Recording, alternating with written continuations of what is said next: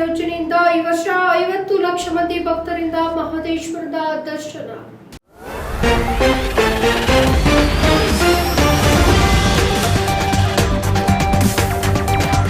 ಹನ್ನೂರು ತಾಲೂಕಿನ ಪ್ರಸಿದ್ಧ ಪುಣ್ಯಯಾತ್ರಾ ಸ್ಥಳಗಳಲ್ಲಿ ಒಂದಾದಂತಹ ಮಲೆ ಮಹದೇಶ್ವರ ಬೆಟ್ಟಕ್ಕೆ 2023ರಲ್ಲಿ 50 ಲಕ್ಷಕ್ಕೂ ಅಧಿಕ ಮಂದಿ ಭಕ್ತರು ಭೇಟಿ ಕೊಟ್ಟಿದ್ದು ಕೋಟ್ಯಂತರ ಆದಾಯ ರೂಪಾಯಿ ಹರಿದು ಬಂದಿದೆ. 2023ರ ಜನವರಿಯಿಂದ ಡಿಸೆಂಬರ್ ತನಕ ನಡೆದಂತಹ ಒಟ್ಟು ಹುಂಡಿ ಎಣಿಕೆಯಲ್ಲಿ 26,28,28,295 ರೂಪಾಯಿ ಆಗಿತ್ತು.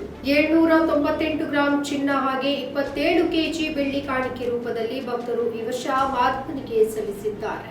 ಮಲೆ ಮಹದೇಶ್ವರ ಬೆಟ್ಟ ಕ್ಷೇತ್ರದಲ್ಲಿ ಜನಪ್ರಿಯ ಉತ್ಸವಗಳಲ್ಲಿ ಒಂದಾದ ಚಿನ್ನದ ರಥೋತ್ಸವದ ಮೂಲಕ 16,27,74,240 ರೂಪಾಯಿ ಬಂದಿದ್ದು, ಬೆಳ್ಳಿ ರಥೋತ್ಸವದ ಮೂಲಕ 6 ತಿಂಗಳಲ್ಲಿ 14 ಲಕ್ಷ ಬಂದಿದೆ.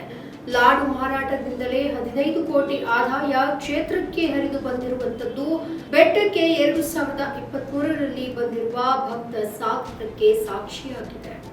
ಮಲೆ ಮಹದೇಶ್ವರ ಬೆಟ್ಟಕ್ಕೆ 2023ರಲ್ಲಿ 50 ಲಕ್ಷಕ್ಕೂ ಅಧಿಕ ಮಂದಿ ಭಕ್ತರು ಭೇಟಿ ಕೊಟ್ಟಿದ್ದಾರೆ ಅಂತ ಪ್ರಾಧಿಕಾರ ಅಂದಾಜಿಸಿದೆ. ಅಕ್ಟೋಬರ್, ನವೆಂಬರ್ ಮತ್ತು ಡಿಸೆಂಬರ್ ತಿಂಗಳಲ್ಲಿ 8 ರಿಂದ 9 ಲಕ್ಷದಷ್ಟು ಮಂದಿ ಭಕ್ತರು ಭೇಟಿ ಕೊಟ್ಟಿದ್ದು, ಇದಕ್ಕೆ ಶಕ್ತಿ ಯೋಜನೆ ಕೂಡ ಒಂದು ಕಾರಣವಾಗಿದೆ. ಮಲೆ ಮಹದೇಶ್ವರ ಬೆಟ್ಟದಲ್ಲಿ ವರ್ಷದ ಕೊನೆಯ ಹೊಸ ವರ್ಷ 2024ರ ಪ್ರಾರಂಭದಲ್ಲಿ ಮಲೆ ಮಹದೇಶ್ವರ ಬೆಟ್ಟಕ್ಕೆ ರಾಜ್ಯದ ಮತ್ತು ವಿವಿಧ ಜಿಲ್ಲೆಗಳ ಹಾಗೂ ತಮಿಳುನಾಡಿನಿಂದ ಲಕ್ಷಾಂತರ ಭಕ್ತರು ಬಂದು ಹೋಗುವ ನಿರೀಕ್ಷೆ ಇರುವುದರಿಂದ ಮಲೆ ಮಹದೇಶ್ವರ ಬೆಟ್ಟ ಕ್ಷೇತ್ರ ಅಭಿವೃದ್ಧಿ ಪ್ರಾಧಿಕಾರ ಭಕ್ತರಿಗೆ ಸಕಲ ವ್ಯವಸ್ಥೆಯನ್ನ ಕಲ್ಪಿಸಿದೆ.